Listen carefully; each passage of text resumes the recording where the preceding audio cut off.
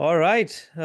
Welcome to KiteTalks. We have an old friend and somebody who's let me say a legend in his space. We have Mounir Biba with us, currently in Dubai. He's a 13-time breaking world champion. Currently coaches the breaking national team in China and looking forward to the Olympics this year, where breaking is going to make its debut. I think this conversation is going to be an awesome one. Munir, really excited to have you here with us. Well, Arup, the excitement is on my side. I thank you again. It's a real pleasure to have this talk with you. Awesome. So, Munir, like I said, we have maybe about 30 odd minutes with you. So I'm going to try and break the conversation in two halves. Um, the first half, I really want to talk about your journey, you know. Um, you can tell us maybe how you got into breaking, and really your journey to being a 13-time world champion. And maybe the second half we can talk about Olympic year and what lies ahead for you. So yeah, um, all yours. Yeah, make a long story short. Well, actually, I started breaking in 1997, so Wow. at the age of 13. But since I was a young kid, I always played a lot of sports. Like I was really athletically very active. I come from a sports family. We were playing a lot of soccer, basketball, handball, athleticism. Like we were very good in my family in every sports, So I grew up this way. And so I always been like competitive, but in a Hmm. positive way. And so I was playing football for since I was a kid until 15 years old. I was playing handball also, and so in my mind, I always wanted to be a football player, Yeah. a professional football player. So I had everything planned in my mind when I was like 11, 12 years And old. this is all in France. All in France. Yeah, yeah, Okay. I was born and raised in France. My mother is French. My father is Moroccan. I have Wow. both nationalities, so I'm come from both countries. And yeah, in France at that time, for me, it was all about being a professional football player. And suddenly, in my neighborhood with my friend at that time, autumn 1997, the youth club that I was, I was hanging out with my friends there. They proposed us to have like a 3 days. I don't remember it was 3 days or a full week of hip hop breaking classes. To Nice. discover this dance that I didn't know at that time. Mm-hmm. I was listening kind of hip hop music at that time, but I never heard or seen breaking. And I accepted it. Me and my friends, we spent like 3, 5 days with a lady who came to teach us breaking and some other hip hop dances. And I fell in love straight. Really, I really loved it, enjoyed it. And so right after that, we asked the youth club if we could keep doing it. Like, can she come on a weekly basis until the Yeah. end of the year to teach us? And so they built this class for us. And so I took the class in my neighborhood. It was every Sunday morning, so which was a challenge for all my friends, but not for me. I was so motivated. And rapidly, I started to go in that lady's place where she was teaching since a long time in her neighborhood, in another city. And so I was taking her class there, a class in my neighborhood, and I met other people. So on Wednesday, I was in one neighborhood. On Friday, I was in another one neighborhood. On Sunday morning, I was in my neighborhood. And this is how I discovered this whole world, new people, a new vibe, new energy. And I really fell in love. 1997, it all started for me, you know. It must have been also, 98 was when France hosted the World Cup. Like, so from a football perspective, to kind of be like, oh, listen, you must have also been torn between the sports, right? A little bit. Yeah, yeah, true, true. And but I was still playing football until for the next 2 years I was doing both. I stopped handball, but I kept playing football because I still in my mind, I was still willing to become a professional football player. But very quickly, I felt more joy as doing breaking than football, So I slowly breaking took most of my time and energy and focus. And so at age 15, I decided to stop football to totally focus on breaking because football became dangerous in terms of injuries and all stuff like that. It became dangerous. And so in my mind, I had this, I switched from willing to become a professional football player to become a professional break dancer, which didn't exist at that time. Right, There right. were no professional break dancer. If and if I may ask, did you look at it as a sport back then, or I mean, it was more like recreational, more cultural kind of Well, actually, because I has like a strong sport background, I was running at my age on a pretty high level. Like I remember at 11 years old, I made like third place in the whole district, so like thousands of the best kids of the district, and I've Yeah. made third place in the racing. I was playing football on a national level, so I always trying to be good in what I done. So I had a very strong athletic background, and so when I started breaking, I didn't make it a sport. I didn't take it as a sport, but still, it was so athleticism, that I had to take keeping the same discipline and mindset that I had previously with sports. But breaking offered me more freedom and more creativity. And this is what I love the most, actually, And it was all about myself.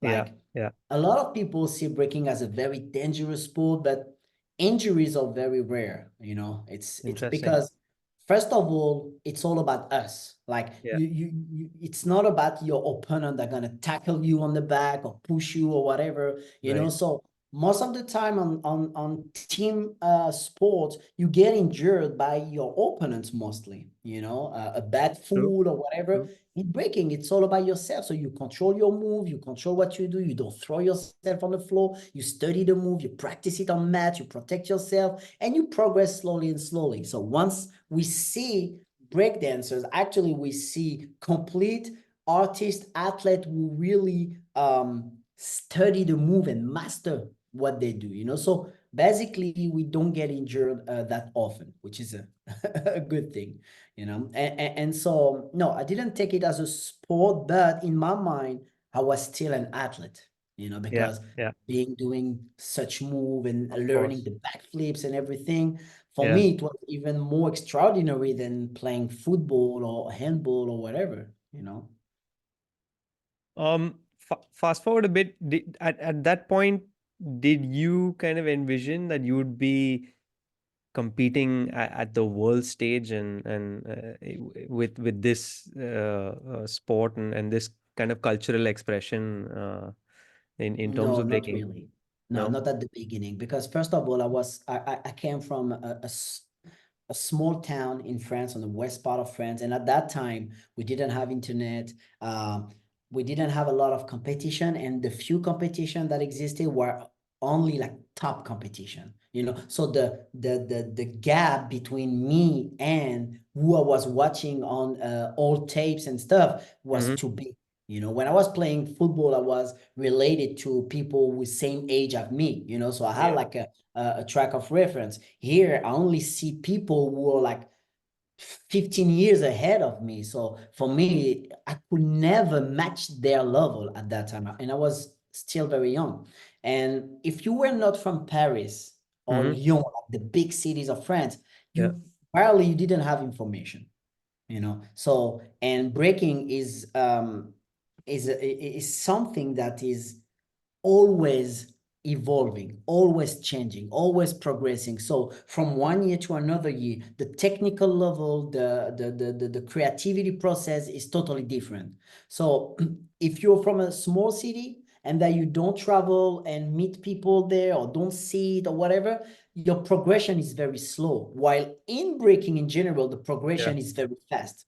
So your pace is too slow to catch up, you know. So until 2001, I was, let's say, the best in my area, but I was also the youngest, the best in my area, which was enough.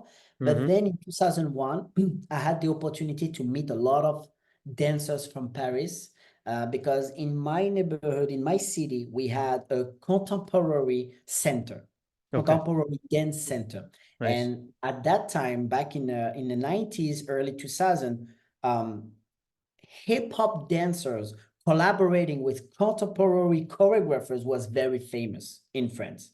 So there Nice. were a lot of, in my point of view, hip hop saved contemporary dance at that time, because the contemporary choreographers uh, got a whole fresh new hair with hip hop dancers, because they brought a whole new energy on stage. And Yeah. so a lot of hip hop dancers from Paris, very experienced, some people who were competing and everything, they were collaborating with contemporary choreographers to make a living. Because at that time, we could not make a living with the competition.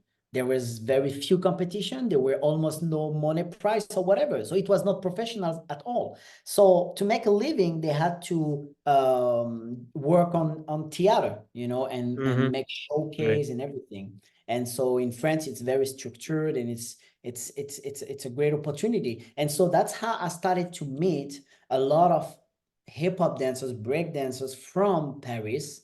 And so then I realized that, yeah, maybe I have something, because I could see where I was, what I was doing, and also what they were thinking about me. You know, we exchange, we train together, we Mm-hmm. learn each other. And then I realized that this is what I want to do. I want to compete in big competitions. I want to dedicate myself. And so 2001, I really started to focus even more. So at that time, I told you I was here, I was there, but it was not really clear yet. You know, I was not fully dedicated. Early 2001, end of 2000, I started to practice 6 hours a day, 7 days a week. Wow. I was just practicing all day, and I was still at school. So my practice started at 6 p.m. until midnight, every day, all day, weekends, whatever. And 2003, I felt I was ready for my first competition. Amazing. So you see, at that time, everything changed in my mind. I said, okay, I think I can do it. I want to do it. Let's prepare to do it, you know? Yep. And it took me like 2, 3 years to practice very hard to catch up what I Mm-hmm. thought was the highest level at that time. And Yep. so 2003, I decided to go in the Netherlands for one of the most famous and biggest competition in the breaking world, which is IBE, the International Battle Event, the name was. And here you have the French, you have the Germans, you have the whole Europe is there. The Americans are invited. So all the best are there, actually. And that was my first competition. I was Amazing. totally unknown. Every French dancers that was there didn't even know I was French. They never saw me before. I was 19 years old. You know, I was going to my first competition. And it was a very crazy story, because I registered online. It was the Yeah. beginning of internet. So I Correct. registered online. I went there. It was a one-on-one competition, international. Mm-hmm. And when I arrived, my name wasn't on the list. Like, I wasn't registered. So I Okay. came all the way from France. My cousin was with me, accompanying me. I didn't have any money. I could not sleep in a hotel. I could not like eat like I wanted. I didn't have any money at all. I slept in the train station with my cousin on the Yeah. floor. When I arrived, my name wasn't on the list. I came for nothing, just to watch. But I've been practicing 6 hours a day, 7 days a week for 3 years, you know, to Wow. get there. And so I was watching the competition, and they start to call the next battle. So they call the first guy, he show up. They call the second guy, nobody show up. They called again, nobody show up. So they're ready to cancel that competition. So I stand up and I say, I'll do it. you know. Oh, And so that's how it all started. I jumped on stage and they say, okay, what's your name? They oh, didn't know my name, amazing. you know. And so at that time I had like a kind of you know, a name that my family and friends gave me, which was like Sean Bibbs, you know, at that time. So Okay. I gave out Sean Bibbs, and he didn't understand. He said, "What? Sean Bibbs?" He said, "What? What? Repeat?" I said, "Munir, Munir, Munir. It's okay. Oh, good." That's how my name became Munir, you know, and I use my real name. Most people use nicknames and stuff. I tried. He didn't understand my nickname, so I gave him my real name, you know. And so I did that battle, and I went to the final. For my Amazing. first competition in Holland, I went Wow. to the final, and like everybody was kind of shocked because they never saw me before.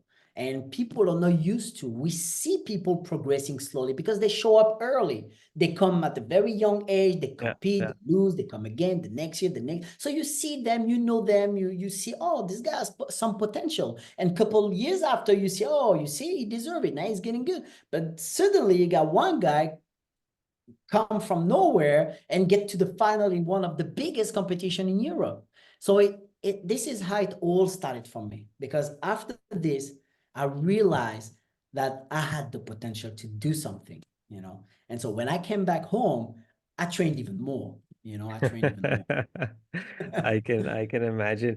Dude, that story is giving me goosebumps. It kind of, you know, it's like so much encouragement and motivation. And I can tell like the way you're telling the story as well. I mean, it's well, champions are built, you know, they're not born. And the fact that True. you're telling me, you know, 3 years is not a Absolutely. short period of time to be at it, and then show up and really like you just said, And during those years, I superb. didn't know, you know, what was my level, you know, because I never competed. Yeah, So I yeah. got my friends around me telling me this, telling me that, but I never realized that, yeah, maybe I have the potential to compete on the biggest competition. But I think I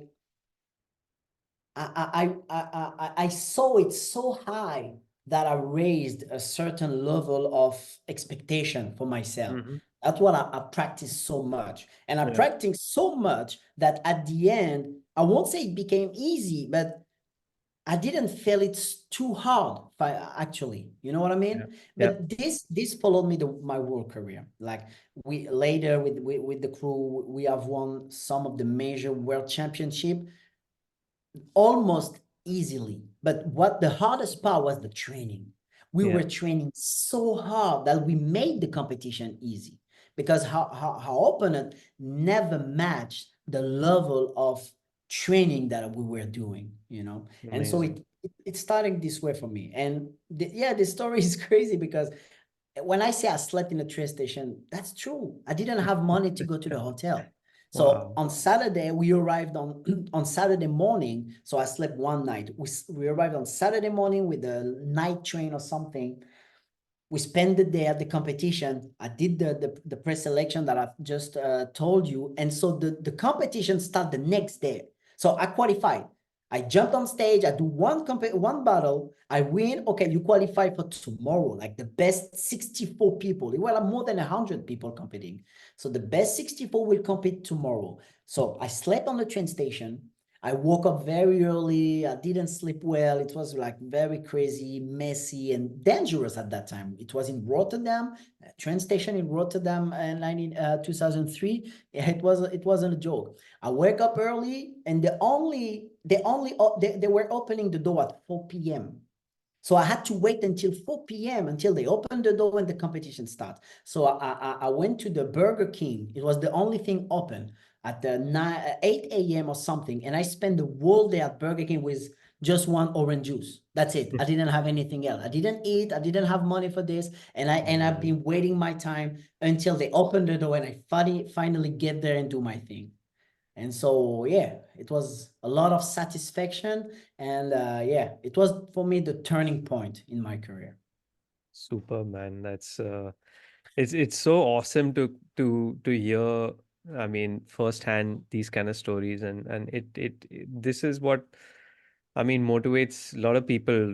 Don't realize like the kind of effort and sweat that's gone into uh to being the person you are, amazing, amazing. Kudos. Before we jump into sort of the other side of the conversation, I want to ask you a more personal question. So, how was the support from family at that time? I mean, it must have been. I assume it would have been a little difficult because they. I mean, it's not you're not going mainstream like football. You're getting into dance. How did that kind of work out? I mean, at the family front. Well, let's say that my behavior saved me. Like, I was not a trouble child, you know. I was not that much focused on school because I started breaking also very young, and it took all my focus and energy. But I never make any trouble for my parents. You know, I was, let's say, a nice kid. They trusted me. I never smoked, I never drunk, I never did like bad thing. Some of my friends did some stuff, but I don't know if I was too scared to follow them, or I have that mentality. If everybody goes left, I go right. I will go right, just to, I don't know if I want to, it's my way to make trouble. You all go left, I go right. You know what I mean? Just to, okay, you understand? Just to make Yeah, trouble. yeah, I'm gonna go right. So that's what I was doing. So my parents trusted me. They were kind of scared because they never expected any future in breaking. So they never see what could be the opportunity for me. So they were a yeah. little bit scared about that. My father always made fun of me. Like, he was really make fun because he had a friend back then. When I was born in 1984, we had like breaking really started in 1982 in France, the Mm-hmm. hip hop culture. But Yep. in 1984, we had the first hip hop TV show in France, which was very famous in France. Wow. Like, a whole generation at that time was watching that TV show, And so one of my father's friend participate at the TV show. Like, at that time, it was like Wow. crazy. But this guy, he became a gardener later. You know what I mean? And so my father said, Right. look, like, he was talking about his friend. This Mm-hmm. guy made the name was Hip, Okay. Hiphop, the TV show. He said Mm-hmm. he made Hiphop, and look what he became. He did nothing with dancing. What you think you're gonna do yourself? You know what I mean? And Mm-hmm. so I was always joking. I say, yeah, it was a different time. Like, it's late 90s, early 2000. It's different. We'll see. So yeah, but they always letting me do it. So I was pretty lucky this way. So it was also my responsibility to prove them that I'm not just wasting my time. Actually, Yep. I invest my time and my energy. Yep. And so now they are very proud. Like, in my father's house, you got my picture, you got, my mom follow everything I do and I can everything. imagine. No, Yeah. it became really, really great. Yeah. But at that time, it wasn't easy because you feel that nobody trusts you. Yeah. You know, Yeah. you can say anything you want. They just don't say it. They just don't trust it. But it's okay. You don't need your people. You don't need your friend. You don't need your family to see what you see. Actually, if you Mm-hmm. look, if you got that vision, like, nobody can see it. It's yours. And actually, you see something that doesn't exist yet. So Yeah. don't expect nobody to see it or to understand it. Just prove it, create it. And Jesus. that's what I try to do. Yeah, man. Uh, like I said, I'm getting goosebumps listening to you, and it's like super, super motivating. And I appreciate you being open and honest with us. Really, really, really do.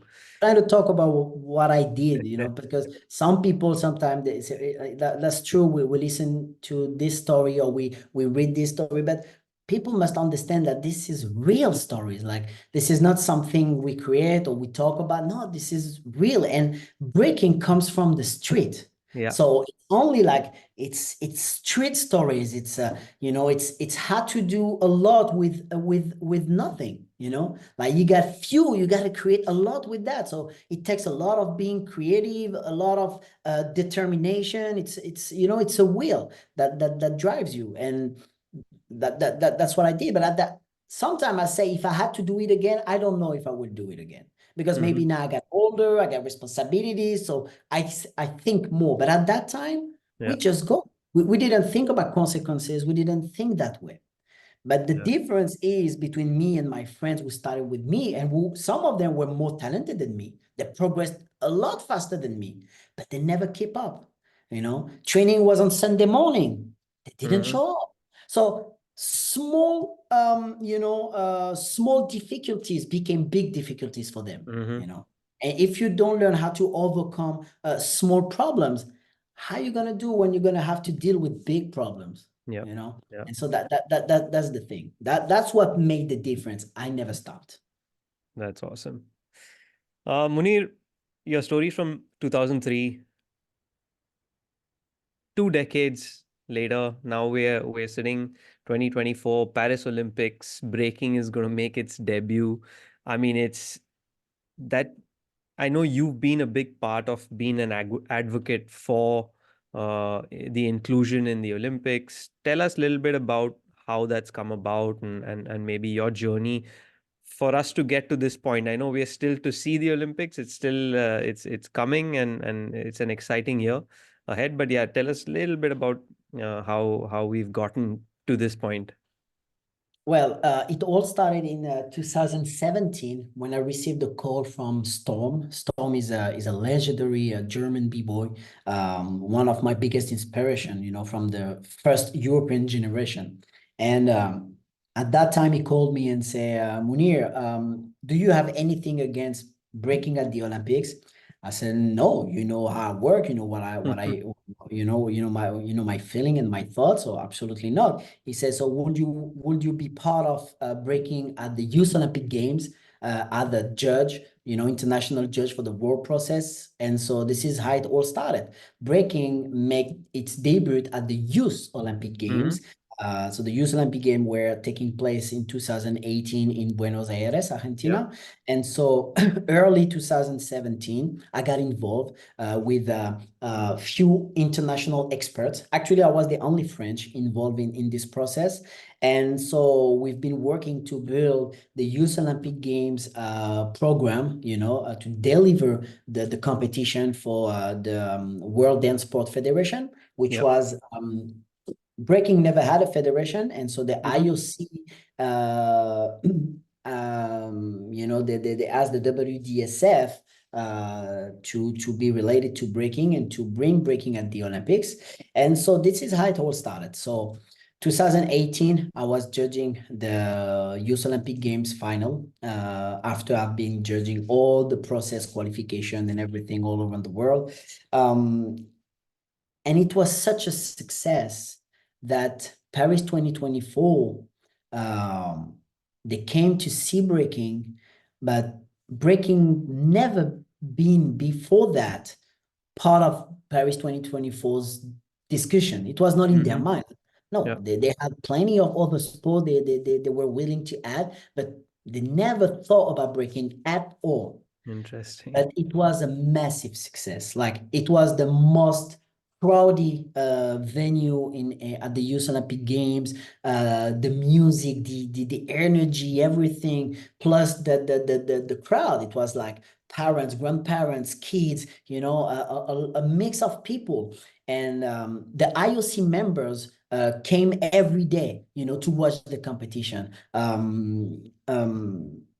President Bach, the IOC president, came and sat down on the floor with the dancers to watch the competition. And so 2 months after the Youth Olympic Games, I received a call asking me to meet with Paris 2024 in order to study the opportunity of having breaking at the Olympics. Yeah. So that was the starting point, January 2019. And so for a month and a half, I've been working closely with Paris 2024. Like, it was like I was secretly working and nobody knew. Like, the breaking community didn't know, even my friends didn't know. Like, a very, like, I think I talk about it about 3 people that I trusted and I needed their advice and their thought, because I felt it was a huge responsibility on myself, because Yeah. either I tell them, I argue against breaking at the Olympic, tell them no,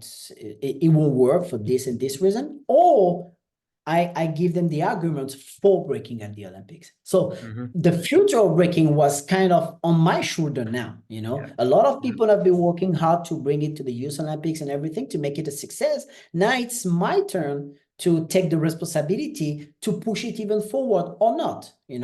And Yep. so I really worked for it with Tony Estanguet, the Paris 2024's president. And February 22nd, they announced on the press conference, I was there, Paris breaking as an additional sport for Paris 2024. Amazing. And then everything changed. The media coverage, I was like overwhelmed, really overwhelmed. It was like a kind of a shock for everybody, but it for 99% of the people, it was a positive news. Yeah. Here and there, we had some bad comments, some newspaper talking bad about it, but mostly people really get curious and positive about this. And the Yeah. reason is because we had now a whole new generation of journalists, of politicians. They are brand new. They have like between 30 and 40 years old. So they grew Mm-hmm. up in the hip hop culture. They Correct. were listening hip hop music. Many of them, they danced also. Yeah. And for many of them, they saw the HIP TV show back then. So for them, they were part of that hip hop lifestyle. Yeah. So when they heard breaking at the Olympics, for them, that wow, it reminded them their childhood when they were like teenagers and everything. So they were really curious about it. And this is how I heard many stories like, I was dancing too, I did this, I did that. I was a B-boy, me too. I was a B-girl, I was this, I was that. It's crazy. And so, yeah, this is how it all started. But let's say that breaking started more than 50 years ago in the Bronx in New York City. In 1984, breaking was part of the opening ceremony of the Olympic Games in Los Angeles. There were breakers on stage at the opening Right. ceremony. Yeah. So in 2024, being part of the official program, it's for me, it's almost a natural process. Super. Breaking has a long journey and has a lot of core value that is willing to share with the Olympics. And this is what I try to push since the very beginning. And the reason why I've been pushed to help Paris 2024 for this, it's also because in my career, I was the very first in early 2010s to promote physical conditioning in breaking, Mm-hmm. mental strength in breaking. I was the very first who built coaching programs in breaking, because breaking was not Yeah. a sport for 99% of the b-boys and b-girls in the community. It's an art form. It Correct. is an art form. But for me, with my background, I knew that it's not only an art form. It's a art form because we create, we develop, there is a creative process, but the technical move we use, it's like being an athlete. So I Yep. developed the very first physical conditioning program in breaking and everything, and I was known for this, because also of all my world champion titles that I've won. And so it became obvious that, let's say that the way I was working actually was working. It worked. And so I saw people changing their mind over the decade, over 2010 until 2020, 20, when Olympics, breaking was involved at the Olympic. I saw everything change, because at the beginning, people were making joke of me. At the competition, they were like doing jump rope or push-ups to make fun of me. Like, oh, you're not a dancer, you're an athlete. But now the same people ask me to train them. You know what I mean? Now the same people, they go on their social media, professional breaking athlete. So I saw this changing over the past decade. Yeah. Yeah. And so that's why I was really, really also happy to be part of this Olympic journey. No, superb. And for you, it must be such a, I mean, awesome, proud moment to come full circle, I mean, and Yeah, it's sure. superb. Kudos to all the effort and everything you put into, and all the best for what lies ahead. I mean, I know Paris 24 is going to be amazing. And so I know now, I mentioned it earlier. So you're part of the Chinese team, you're coaching them. Tell us a little bit about that journey. I know we're almost at the end of our time, but if you'll allow us, we'll go a little bit over because this has been an awesome, awesome conversation. So yeah, just tell us a little bit about that, what your current role, and of course you've won medals already at the Asian Games. And yeah, so what lies ahead? Well, personally, for me, this is probably my biggest challenge, for different reasons. I stopped my career as a competitor early 2019 to fully dedicate myself to the Olympic program and Yeah. journey. So I stopped. I had discussion about French team for sure at that time, but we were in the conflict between me and the French Federation at that time for Mm-hmm. different reasons. But it was mostly because we didn't share the same vision of what breaking at the Olympics should be. And so few months after the press conference, I stepped back and I didn't want to get involved in the French project and focus back on my motivational project, mental strength project. And I've been working on Yeah. HWE. I've built it in 2013, 14. And so it was growing a lot. And so I wanted to focus more on this. I did my job. I brought breaking in the Olympics. I'm the ambassador of breaking for the Olympics. I'm gonna do my job and share it and talk about it and promote it. But Mm-hmm. I want to focus on my things. Until China came to me end of 2021, you know how China take the Olympics seriously. As Yes. soon as you see Olympic Games, everything changed. Yeah. But China didn't exist in breaking. It just didn't exist in the breaking world. We never had any Chinese competitor in any international competition. Wow. So they have no track record. They have no experience at all. Nobody know them. But I know China because I've been in China since 2007. Mm-hmm. I've been there and I made a world record at the Guinness Book World Record in 2007 in China. I went back in 2008 for the opening of what was at that time the biggest opera in the world. We made the opening of it. I Wow. came back in 2009. I've been judging competition, Chinese competition, all during the 2010s decade until the COVID hit. So Right. 2019, December 2019, I was in China for big collaboration project between France and China regarding the Olympics and everything. Mm-hmm. And then COVID hit. So we stopped collaborating. But then they came back to me through different process and asked me to lead what will be the very first breaking program in the world. Wow. Like until now, there is no dedicated breaking program. Like um, in France, they just started to get it at INSEP, which is the national training center for Right. French teams, but only four of them. And it's getting good, it's growing, but it's brand new. But even the best nations in the world, Japan or whatever, they have camps. They don't have a fully Correct. dedicated program. And China was the very first. So it was like kind of a huge challenge as a coach, as somebody who been the first. We developed coaching program, we developed Mm-hmm. physical condition. We had an athletic, approach of breaking. It was a great challenge, but I only had 2 years and a half to prepare athletes that never competed overseas, that had no experience at all, that nobody know. You know what I mean? Plus, we come from a different culture. I'm from France, Moroccan, working in China with Chinese could be different and whatever. But I was lucky because they gave me like uh, they trusted me, like fully trusted me. And so we organized everything. I selected my coaches,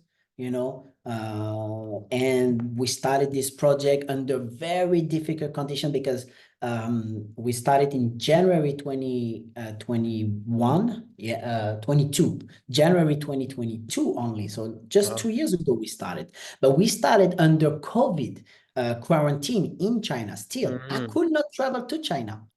So the first 6 months, I never been in China. I was working on video conference with Wow. the athletes for 6 months.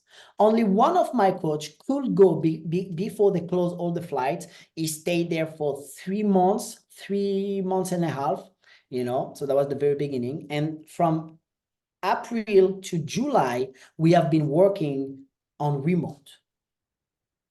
So that was a really crazy process and very challenging. But we find way to make it effective, and then this is how it all started. 2 years later, we are ranking #1 in the world in the big girls category, in the women category. We Wow. are top 10 in the world in the boys category, which is the hardest competition. The boys, the Yeah. level is so crazy. So the results were tremendous. Like we have won so many competition in only 2 years, like international competition and everything. And so now everybody knows China now, like 2 years ago, nobody knows China. Now everybody knows China. Like we just came like this and we just blow up. And I'm so proud because the connection with the athletes, with the staff members, with the organization, with the federation, right now, for now, everything is great. And my relationship with my athletes is really fantastic. Like I really enjoy, sharing everything I know, sharing all my experience, and trying to make them better than I was. And so it's for me, it's my biggest challenge. And for now, no matter what happens, what we did is almost a magic trick. Nobody could imagine this 2 years ago. That was not even believable, really. But Wow. everybody did a great job, and I'm really proud of my coaches, my staff, the athletes themselves, the well organization, and I just hope we're gonna keep going. So right now we are qualified for the Olympic Games in the women category because we have won the gold medal at the Asian Games Yeah. 3 months ago. We have won the bronze medal in the boys category at the Asian Games. And so now we are working to prepare the last qualifier series that Mm-hmm. will in Shanghai in May and Budapest in June. And so I will have 3 boys and 2 girls competing to get their ticket for Paris 2024. Amazing, amazing. All the best for that, and all the best for Thank you. Paris as well. I'm pretty sure the journey Thank is going to be super exciting and super satisfying at the end of it. For me, it's the best way to really close that circle. Yeah, I'm not saying I will stop after that, but what I mean is that having pushing to introduce breaking at the Olympics yeah, and now trying to reach a medal at the Olympics is for me the best way to close it. super. No, I mean, really, really awesome, awesome work. I'm just going to take maybe a couple of minutes more at best. You've been to India. What's the Yeah. level here? And of course, yes, we do have the potential, maybe not for medals in the short term future, but obviously you've seen the cultural dynamic of India, and you've seen breaking firsthand here. Where do we stand, and maybe what do we need to do? Actually, yeah, I've been really fortunate to be in India less than 2 years ago, a year and a half ago in Hmm. Mumbai. India for me in some way looks like China a little bit. It's like nobody knows really India, but they know India better than people knew China because India had one of the biggest competition, the BC one, which is the biggest one-on-one in the world in Yeah. 2021, I think it was, or 2019, I think it was. Oh, I don't remember. But at that time, a few years ago, well, they held this competition. And also, since the Olympic journey started, there is now many Indian competitors that compete in every World Series qualification, everything. So we see Indians competitors a lot. So the way I see it is that India has a very strong background in terms of dancing, you know. They have a strong cultural history. They Yes. have a huge potential, you know, creatively, physically, you know. The young competitors that I've met when I came there, you know, they are motivated, they are willing to really invest themselves and push themselves. But what they are missing now is knowledge, first of all. Mm-hmm. What was missing in China? It's knowledge, it's experience, you know, uh, and it's tools. They need tools. They need a decent place to practice. They need a project, you know. So I know that since I came, they're starting to build a coaching program there with one of my friend. Actually, it was my crewmate. We won the world championship together in 2012. Kareem from the USA. I know he goes there. He goes like a few times a year and gives a lot of a coaching program and stuff there. So they started to develop a process there. I have many friends. Um, uh, I think in the future, if they maintain this, the next generation of Indians Yeah. competitors Mm-hmm. will reach the eye level because the first generation will show up internationally. Uh, they are well known. People, Wild Child, you know, there is many of them. They are doing good, you know. But I think that will be the next generation that will be able to do great, Yeah. you know, because I think this is how it works. You need a generation that will open the doors Yeah. for the others to come. Because Yeah. first of all, they need to believe it's possible. Yes. As soon as you believe it's possible, everything change. You know, your self-beliefs change, your self-confidence change, your investment change, your motivation change. And now when you think you can do it, then things happen. This is what happened to me when I told you early 2000, maybe I can do it. Then everything changed. I started to practice 3 times more than I used to, you know, with a dedicated purpose, you know, Yeah. with the vision. But you need to open that doors first. And that's what I said to Chinese also. Like right now, what you did is incredible, but this is just the first page of your book. Yeah. And do not compare the first page of your book with the middle or the last page of someone else's book. Because those countries, those dancers, some of them I've been competing against them in my time, you know, and they're still Yeah. here, Yeah. full of experience. They Wow. have been competing for 20 years, for 10 years, all around the world. Don't compare yourself to them. You know what I mean? And so live your journey at your pace, but you also have to speed your journey. Don't wait Yeah. for it. Yeah. Speed your journey. Go get it, you know. But it starts by self-belief. And this first generation of Indians breakers just opened the doors, you know. Yeah. Yeah. Now it's up to the others to just get in and get what they deserve, you know. But I'm pretty confident about the future of India. The country is so huge, it's so rich culturally, creatively. They could they can do great. They can change Yeah. the face of the breaking community. Awesome. Munir, this has been absolutely fantastic. I know you've given us more than we've asked for in terms of time and in terms of stories and in terms of honesty. Pleasure. Um, the journey I know for you is this is a new phase, and there's a lot that we're going to see, and we're I think world over happy that you're not a gardener and you are who you are. I Uh, would be happy being a gardener, you know. but no, That's no, not the it's thing. absolutely fantastic to be talking to a legend, to somebody who's really making waves, really changing the way a particular sport is. And you are awesome.